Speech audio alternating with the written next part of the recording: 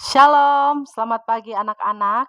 Jumpa lagi bersama saya Ibu Yusmiati Mbangukahi, mengajar mata pelajaran agama Kristen Protestan.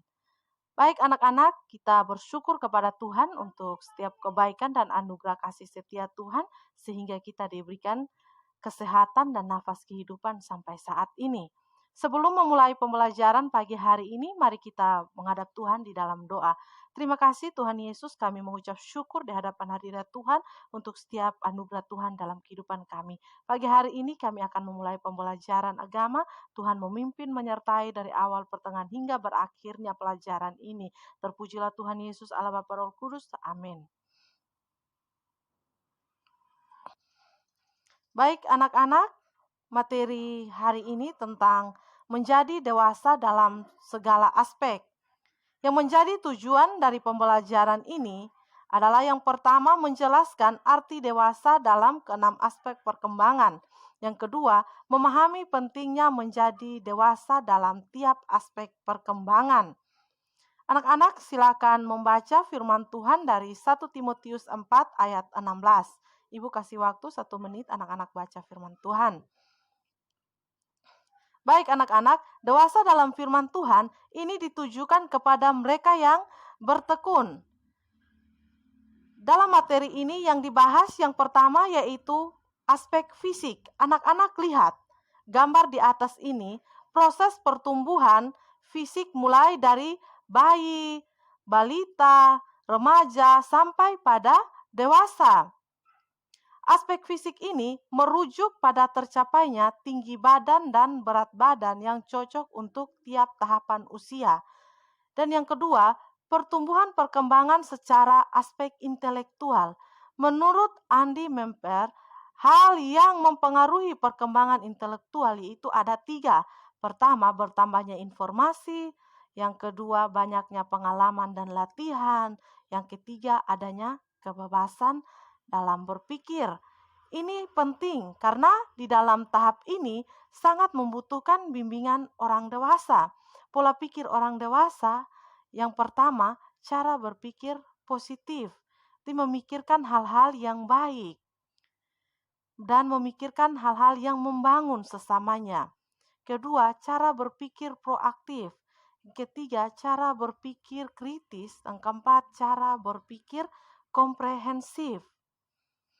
Dan masuk pada hal yang ketiga, pertumbuhan di dalam perkembangan aspek sosial, yaitu mampu bersosialisasi dengan baik dan benar, serta mampu menempatkan dirinya dengan setiap orang.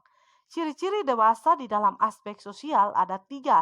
Yang pertama, dapat menempatkan diri. Kedua, kepedulian sosial yang tinggi. Dan yang ketiga, menjaga kelestarian lingkungan.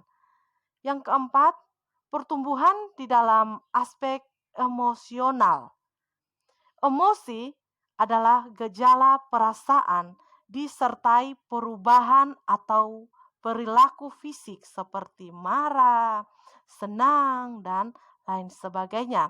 Yang menjadi ciri-ciri dewasa di dalam aspek emosi, yang pertama mendahulukan logika, artinya ia berpikir sebelum melakukan sesuatu.